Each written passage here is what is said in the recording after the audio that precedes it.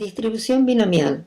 Recuerden el esquema de trabajo que vamos a seguir en las distribuciones. Lo primero que haremos es definir la variable aleatoria que sigue esta distribución binomial.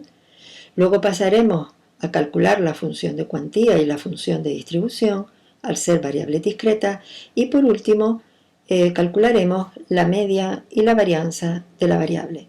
Comencemos definiendo la variable aleatoria. Una variable aleatoria sigue una distribución binomial si se define a la misma como el número de éxitos obtenidos al realizar n veces un experimento de Bernoulli, o lo que es lo mismo, podemos definir x como el número de éxitos en una sucesión de Bernoulli, y lo representamos de la siguiente manera, donde los valores entre paréntesis ya sabemos que son los parámetros que definen a la distribución, siendo n el número de pruebas y p la probabilidad de éxito. Al ser el número de éxitos en una sucesión de Bernoulli, tienen que cumplirse los supuestos de Bernoulli y recordemos que son los siguientes. Solo se pueden obtener dos resultados, éxito y fracaso. Las pruebas son independientes, los resultados en una no afectan a los resultados en las otras y las probabilidades P y Q de éxito y de fracaso son constantes en todas las pruebas. Vemos cómo n y p serían los parámetros del modelo y necesitamos conocerlos para poder trabajar con esta distribución. A continuación vemos la función de cuantía que tiene por objeto calcular las probabilidades de cada uno de los valores de la variable. Para ello utilizaremos la expresión n sobre x por p elevado a x por q elevado a n menos x si este valor de x al que le calculamos la probabilidad es un valor que existe en la variable y será 0 si ese valor no existe en la variable. Observemos los elementos de la función de cuantía. N sobre x se calcula como el cociente entre n factorial y el producto de x factorial por n menos x factorial. Recordemos también que los factoriales, que los podemos obtener en la calculadora, consisten en multiplicar ese número sucesivamente por todos los valores hasta llegar a 1, es decir, el 5 factorial se obtendría multiplicando 5 por 4, por 3, por 2, por 1. Y no nos olvidemos que 0 factorial es igual a 1. Función de distribución consiste en calcular la probabilidad de que la variable sea menor o igual que un valor de la variable. Por lo tanto, tendremos que ver todos los valores posibles en este caso, calcularles las probabilidades y sumarlas. El cálculo de probabilidades lo haremos a través de la función de cuantía. Y por último, la media de una variable que sigue una distribución binomial se obtendrá multiplicando n por p y la varianza la obtendremos multiplicando n por p por q.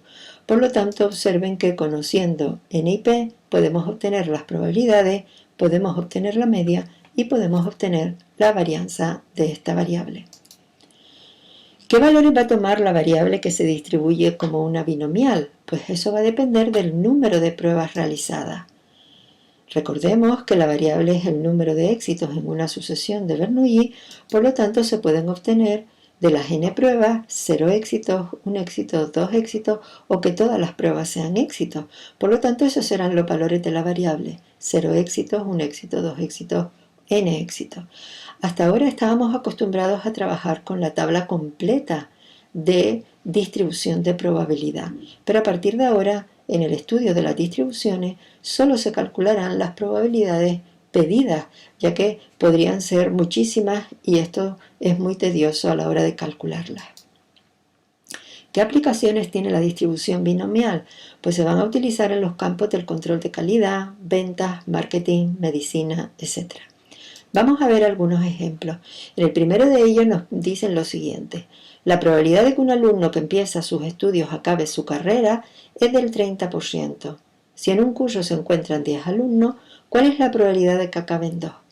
Se ve fácilmente que esto es una variable discreta y que cumplimos con los supuestos para que sea una distribución binomial. Los alumnos solo tienen dos opciones, acabar o no acabar. Cada alumno acaba o no independiente de que el resto lo acabe y todos ellos tienen la misma probabilidad de acabar, que es 0,3. Por tanto, esta variable x se distribuye como una binomial de parámetros n igual a 10, y P igual a 0,3. Respondiendo a la pregunta que nos hacen, ¿cuál es la probabilidad de que acabe en 2? Para ello X va a tomar el valor 2, por lo tanto aplicamos la función de cuantía y resolviendo esta expresión vemos que hay un 23,35% de probabilidad de que de los 10 alumnos acaben 2. Veamos otro ejemplo. El jefe de recursos humanos de una empresa realiza un test de 10 ítems a los aspirantes a un puesto, teniendo en cada ítem 4 posibles respuestas, de las que solo una es correcta. En el punto 1 nos piden las siguientes probabilidades y en el punto 2 nos piden obtener la media y la varianza de la variable. Observemos, tenemos 10 preguntas con 4 posibles respuestas, pero solo una es correcta.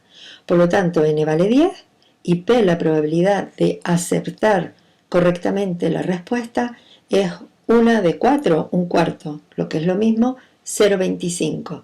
Vemos que cumplimos las características o los supuestos para que esta sea una variable que se distribuye según una binomial. Tenemos pruebas independientes, el hecho de que se responda una pregunta bien no afecta a que las otras se contesten bien o mal. Tenemos solo dos posibles resultados, o se contesta bien o se contesta mal, y la probabilidad de que contestemos bien cada una de las preguntas es la misma, 0,25. Vamos a definir X como el número de ítems en el test bien contestado. Ya hemos visto que se distribuye según una binomial, por lo tanto n es 10, el número de preguntas, y p es la probabilidad de contestarlas bien, que es 0,25. En el punto 1 nos piden varias probabilidades. Vamos a empezar a responder la primera. La primera nos pedía la probabilidad de que se contesten todos los ítems mal. Por lo tanto, si nosotros definimos X como el número de ítems en el test bien contestado, X en este caso tomará el valor 0, 0 preguntas bien contestadas. Recuerden que la probabilidad de que X sea 0 la obtenemos con la función de cuantía, siendo n 10, X en este caso es 0, P es 0,25 y Q es 0,75. Por lo tanto, resolviendo estos cálculos, obtenemos que la probabilidad de que se contesten mal todas las preguntas de las 10 es igual a 0,056. En el segundo caso, nos piden la probabilidad de que contestemos al menos 4 ítems bien. Al menos 4 significa como mínimo 4. Esto incluye los valores de X, 4, 5, 6, hasta 10. Como ustedes ven, habría que calcular a través de la función de cuantía muchísimas probabilidades. En estos casos debemos de comprobar qué ocurre si trabajamos con el complementario. La probabilidad de que X sea mínimo 4, mayor o igual que 4, es lo mismo que 1 menos la probabilidad de que X sea menor que 4. Por lo tanto, menor que 4 incluye los valores 0, 1, 2 y 3. Tendríamos que calcular 4 probabilidades, que son menos que las que habría que calcular si trabajamos mayor o igual que 4, y todas estas probabilidades las calcularemos utilizando la función de cuantía. Una vez calculadas las sumamos, se lo restamos a 1 y así obtenemos que la probabilidad de que se conteste al menos 4 ítems bien es igual a 0,22. En el tercer caso nos piden la probabilidad de que se conteste entre 4 y 6 ítems bien. Por lo tanto, incluimos los valores desde el 4 hasta el 6. Los valores posibles de la variable en este caso vemos que son el 4, el 5, el 6. Por lo tanto, hay que calcular estas tres probabilidades utilizando la función de cuantía y resolviendo los cálculos sumamos y obtenemos la probabilidad pedida. En el caso D nos piden la probabilidad de que conteste todos los ítems bien. Como X es el número de ítems bien contestados, X en este caso tomará el valor 10. Sustituimos en la función de cuantía y, como se observa, la probabilidad es tan pequeñita que la aproximamos a 0. En el siguiente apartado nos piden la probabilidad de que se conteste menos de 3 ítems bien. Menos de 3 no incluye el 3, por lo tanto los valores posibles en este caso de la variable serán el 0, el 1 y el 2. Calculamos estas tres probabilidades a través de la función de cuantía, sumamos y así obtenemos la probabilidad pedida. En el segundo punto nos piden obtener la media y la varianza de los ítems bien contestados. Ya nosotros de manera genérica hemos trabajado cómo se calcula la media y la varianza en una binomial. Recordemos que la media se obtiene multiplicando n por p, en este caso 10 por 0,25, y la varianza se obtiene multiplicando n por p por q, en este caso 10 por 0,25 por 0,75. Ahora me gustaría que se fijaran en lo siguiente.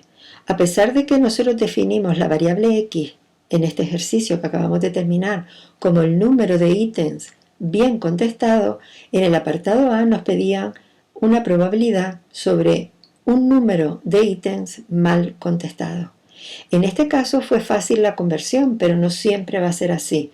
Por lo tanto, hay ejercicios en los que puede ser necesario o se hace necesario definir una nueva variable. Veámoslo. Nosotros hemos definido x como el número de ítems bien contestados y vimos que era una distribución binomial de parámetros n10 y p0,25, pero podemos definir una nueva variable que sea igual al número de ítems mal contestados.